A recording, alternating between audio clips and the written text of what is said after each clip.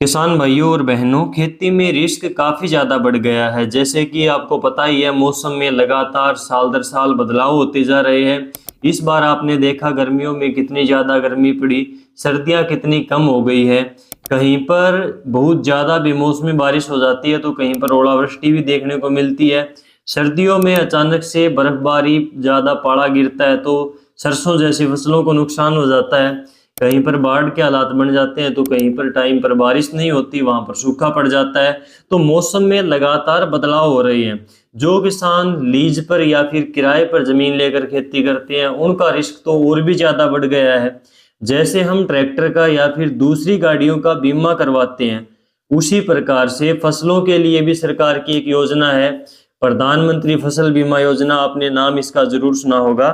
इसमें किसान को बिल्कुल ही नए के बराबर प्रीमियम भरना पड़ता है, यानी कि अपनी साइड से बहुत कम पैसे भरने पड़ते हैं।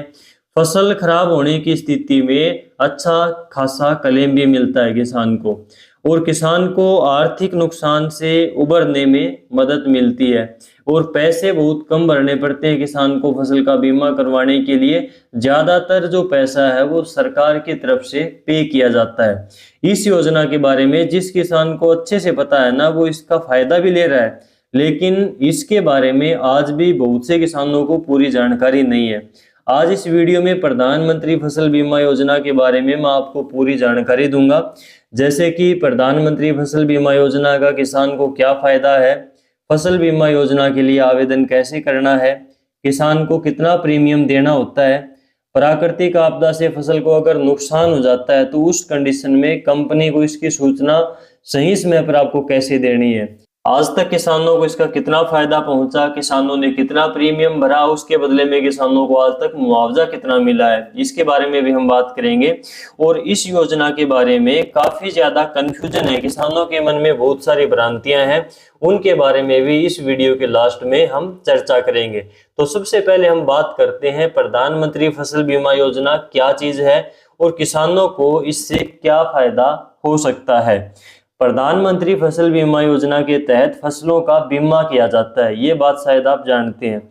इसमें किसान को बिल्कुल ही नए के बराबर प्रीमियम देना होता है, यानी कि बीमा करवाते टाइम पर किसान को कम पैसे देने पड़ते हैं। बाकी की जो अधिकतर रकम है वो सरकार के द्वारा पे की जाती है।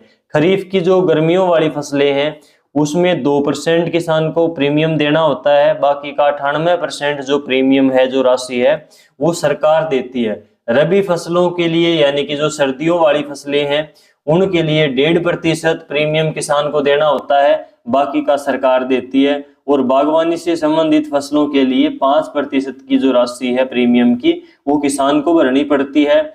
इस प्रकार से किसान को नए के बराबर ही प्रीमियम देना होता है बीमा करवाने के लिए। बाकी के जो पैसे हैं वो राज्य सरकार और केंद्र सरकार मिलकर पे करती हैं, किसान को काफी कम देने पड़ते हैं। और ये जो योजना है प्रधानमंत्री फसल बीमा योजना, ये फिलहाल 24 राज्यों और केंद्र शासित प्रदेशों में चल रही है।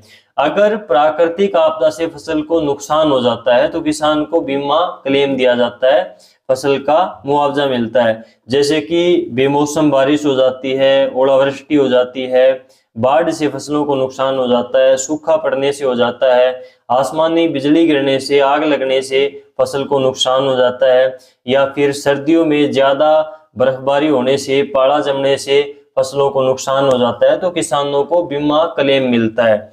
अगर प्राकृतिक आपदा से फसल को नुकसान हो जाता है, मान लीजिए कहीं पर ज्यादा बेमौसम बारिश की वजह से फसल खराब हो गई, ओलावृष्टि की वजह से फसल नष्ट हो गई, तो इसकी सूचना 72 घंटे के अंदर आपको देनी होती है। नुकसान की सूचना हेल्पलाइन नंबर 14447 पर कॉल करके भी आप दे सकते हैं।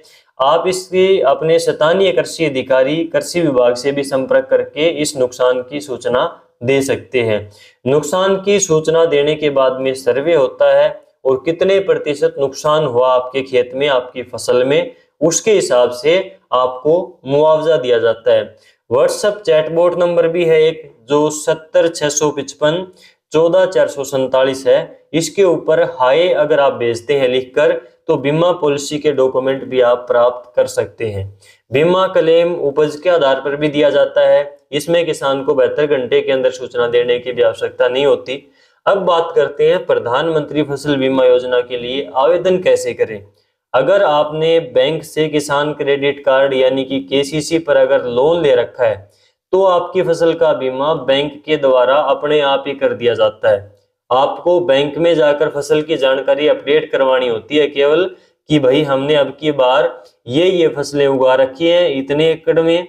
अगर आपने केसीसी पर लोन नहीं ले रखा या फिर आपने लीज पर या फिर पट्टे पर किराए पर जमीन ले रखी है और उस पर खेती कर रखी है, तो आपको सीएससी सेंटर पर जाकर अपनी फसल का बीमा खुद ही करवाना पड़ेगा। इसके अलावा आप अगर खुद से कर सकते हैं तो pmfby.gov.in वेबसाइट के ऊपर भी जाकर कर सकते हैं इसके लिए आवेदन, या फिर AIDE मोबाइल ऐप आता है उसके ऊपर भी आप प्रधानमंत्री फसल बीमा योजना के लिए अपने मोबाइल से ही घर बैठे आवेदन कर सकते हैं।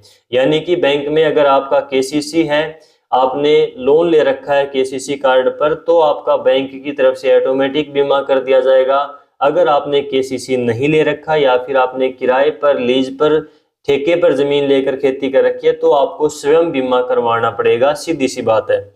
रबी फसलों के लिए 1 दिसंबर से 31 दिसंबर तक आप आवेदन कर सकते हैं और खरीफ फसलों के लिए 1 जुलाई से लेकर 31 जुलाई तक नॉर्मली आवेदन कर सकते हैं। आवेदन करने का जो समय है, ये जो डेट है, ये राज्य सरकारें अपने हिसाब से अपने राज्य के अंदर बढ़ा भी सकती हैं। आवेदन करते समय आपके पास में आधार कार्ड, जमीन के कागज, बैंक की पासबुक और मोबाइल नंबर जिसके ऊपर OTP आता है, ये होना जरूरी है। रबी सीजन शुरू हो गया है, जैसे गेहूं है, सरसों है, चना की फसलें लगा ली हैं। अपनी फसलों का बीमा आपको जरूर करवाना है क्योंकि सर्दियों में ओलावृष्टि बहुत ज्यादा होती है, पाला जमता है तो सरसों जैसी फसलों को तो काफी नुकसान पहुंचता है। तो इस प्रकार से आपको बीमा इस समय के ऊपर रबी फसलों का जरूर करवाना है। तो चलिए अब देखते हैं कि इस योजना से किसानों को आज तक कितना फायदा हुआ है। तो आपको पता ही है कि प्रधानमंत्री फसल बीमा योजना 2016 में शुरू हुई थी और आज तक यानी कि अक्टूबर 2024 तक अगर हम देखें तो किसानों ने 33.065 करोड़ रुपए का प्रीमियम भरा 2016 से लेकर अक्टूबर 2024 तक, और इसके बदले किसानों को 1.65 लाख करोड़ रुपए का बीमा क्लेम दिया गया। यानी कि किसानों ने जितना पैसा भरा बीमा करवाने के लिए उससे कई गुना ज्यादा का किसानों को बीमा क्लेम मिला है जब उनकी फसलें खराब हुई हैं तब। एक बात का जरूर ध्यान रखें कि ये कोई मनी बैक पॉलिसी नहीं है, यानी कि इन्वेस्टमेंट पॉलिसी नहीं है। अगर आपकी फसल में नुकसान होता है तो ही आपको मुआवजा मिलेगा। इस योजना का मुख्य उद्देश्य किसानों को प्राकृतिक आपदा से होने वाले नुकसान की भरपाई करना है। इसके अलावा अगर प्रधानमंत्री फसल बीमा योजना के बारे में आपका कोई भी सवाल है तो कमेंट में लिखें, और अभी फिलहाल रबी फसलों का बीमा जरूर करवाना है। आज के इस वीडियो में बस इतना ही। इस वीडियो को दूसरे किसानों तक शेयर करें। नमस्कार।